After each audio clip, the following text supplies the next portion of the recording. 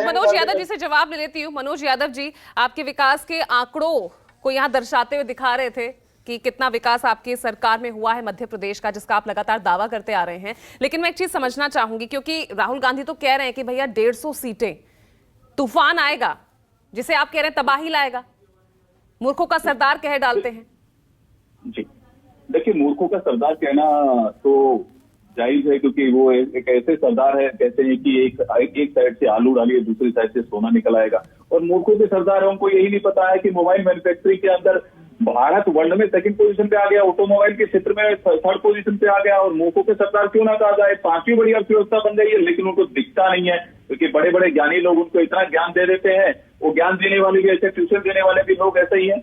और ये सुचिता की बात कर रही है हनुमान आचार्य जी, यहाँ बैठकर सुचिता की बात कर रही है। ये वही प्रवक्ता है हनुमान आचार्य जी, जिन्होंने नरेंद्र मोदी जी की माता जी को लेकर के एक अभद्र ट्वीट की थी। वो किस तरह से घृणित ट्वीट करने का काम किया था, और 2007 से क्या चल रहा है यहाँ पर, इस तरह से किस तरह की भाषा का प्रयोग किया जाता है। मौत का सौदागर बोला जाता है, बोटी बोटी काटने की बात की जाती है, नीच जाति का बोला जाता है। माननीय नरेंद्र मोदी जी को तो ऐसे ऐसे शब्दों से इन्होंने नवाजने का काम किया है, क्योंकि वो गरीब के बेटे हैं, एक गरीब परिवार में पैदा हुए हैं, इसलिए उनको अपशब्द बोला जाता है। और ये यहाँ पर बैठ करके सुचिता की बात करती है। वाह, देखिए, भारतीय जनता पार्टी सुचिता की बात ना करे, सुचिता की बात करनी चाहिए भारतीय जनता पार्टी को। एक देश के चुने हुए प्रधानमंत्री को किस तरह से अपशब्दों से नवाजा जाता है। अरविंद केजरीवाल जी को आपने देखा, इलेक्शन कमीशन ने नोटिस दिया है, किस तरह से क्या अभद्र भाषा का प्रयोग करते हैं मोदी जी के लिए। उनके नेता किस किस तरह की भाषा का प्रयोग करते हैं। और जहां तक इंडी गठबंधन का सवाल है, आपने समाजवादी पार्टी से पूछा, ये इंडी गठबंधन का तो अंतिम संस्कार हो चुका है। इसी डिबेट में आप देखिए,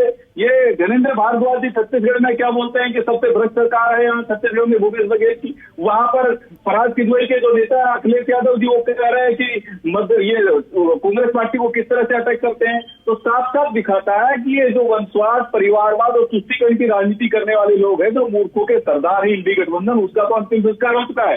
लेकिन भाषा का ये गिरता स्तर तो किसी भी तरफ ठीक नहीं है ना मनोज जी। चुनावों में जो भाषा अंतिम चरण में हम देख रहे हैं, अब तक हम बात कर रहे थे, हम देख रहे थे कि किस तरह से आप एक दूसरे पर हमलावर थे, मुद्दों को लेकर, चेहरों को लेकर। लेकिन अब ये जो ये अमर्यादित जो भाषाएं सामने आने लगी हैं, और सिर्फ इस चुनाव नहीं, हमने पिछले भी कई चुनावों में देखा है, तो ये भी तो ठीक नहीं है ना। पूजा जी निश्चित रूप से लोकतंत्र के अंदर सुचिता का ध्यान रखना चाहिए और सुचिता की भाषा का ही प्रयोग करना चाहिए। लेकिन मैं तो ये कहता हूं कि एक ऐसी मानसिकता कि मोदी को बोटी बोटी करके काट देंगे, मोदी को मैं मार सकता हूं, मोदी तेरी कब्र खुदेगी, ये मानसिकता कैसी मानसिकता है। मर्यादा होनी चाहिए भाषाओं की, लेकिन ये कैसी मर्यादा है, कैसी मानसिकता है मोदी को बोटी बोटी काटने की, मोदी जी को दफन करने की, कब्र खोदने की, ये कैसी मानसिकता है पूजा जी। ये पूरा देश देख रहा है, 140 करोड़ वासी देख रहे हैं कि किस तरह से गरीब के बेटे को किस तरह से अपमानित करने का काम किया जाता है, उसकी मौत की कामना की जाती है, उसकी कब्र खोदने की कामना की जाती है। तो ये बताइए पूजा जी, ये किस तरह की मानसिकता है।